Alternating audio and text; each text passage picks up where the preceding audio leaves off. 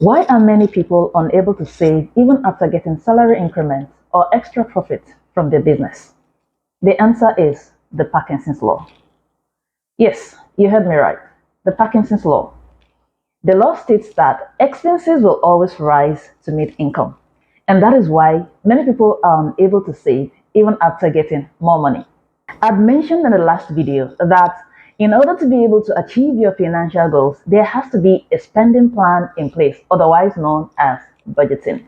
This is very crucial for maintaining financial stability as it helps you to prioritize spending on necessities and limit impulse buying, that is, unplanned purchases. When you deliberately plan your spending, you're able to create a shopping list and stick with it. And based on the 50-30-20 budgeting rule, then you're able to save 20% of your income. Now, you need to be very disciplined about this by embracing frugality and make savings a habit. One way to do this is by treating your savings as a fixed expense and putting in place an automatic transfer into your savings account. When you automate your savings, it becomes one less thing to think about and you're able to ultimately achieve your savings goal. However, looking at the macroeconomic condition in many countries, you do not want to leave your money in a savings account so that the value of your money doesn't get eroded by inflation. Now, what is inflation? Inflation is the rate at which the general price level for goods and services keep rising.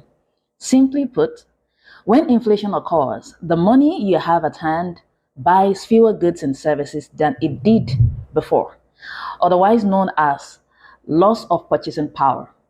For example, if you could buy a food item for, say, $1, like 6 months ago, and you discover that the same food item costs $250 today, then it means that inflation has caught up with the price of that food item. Therefore, to multiply your wealth, you want to look for investment options whose interest rate will be able to beat the inflation rate. What do I mean?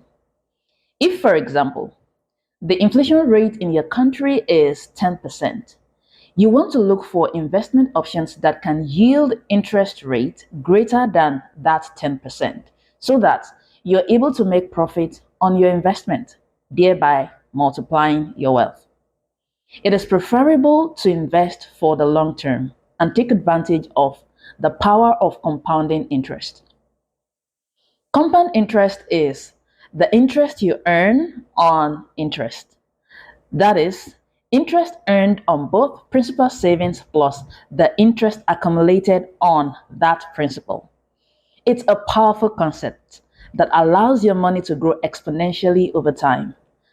Albert Einstein actually called it the eighth wonder of the world. Now, there are different kinds of investment options to take advantage of based on your financial goals, which could be short term, medium term, or long term, and your risk tolerance.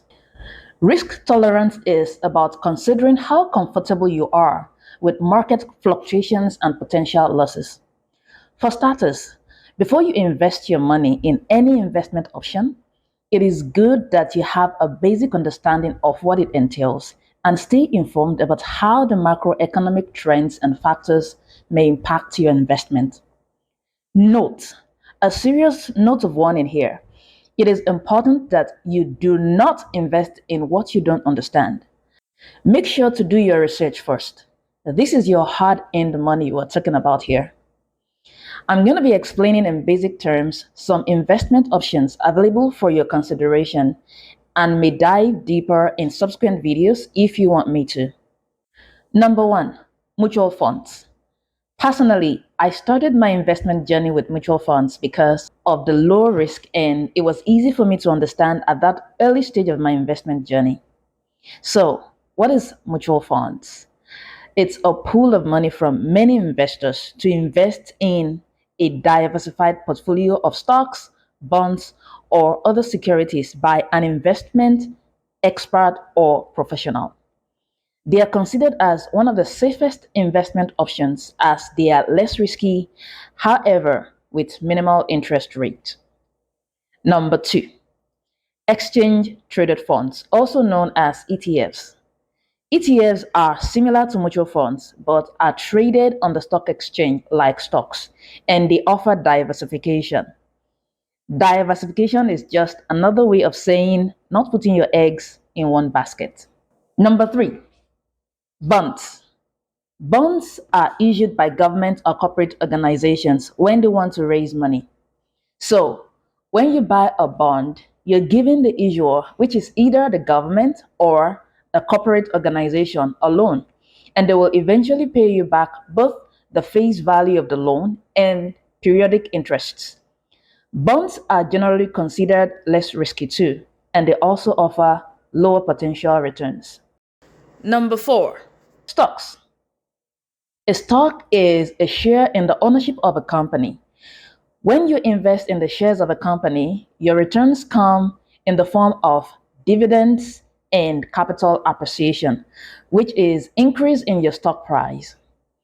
However, for beginners who are yet to know how to read company financials, it might be better to go for indexed funds. Index fund is a fund that consists of a group of stocks that tracks a market index. An example is the S&P 500.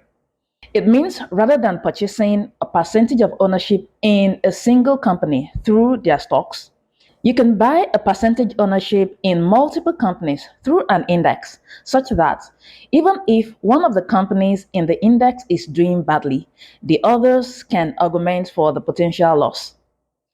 Number five, real estate. This entails the purchase, management, and sale or rental of real estate for profit. Under real estate investment, we also have what is called REITs, that is, Real Estate Investment Trust.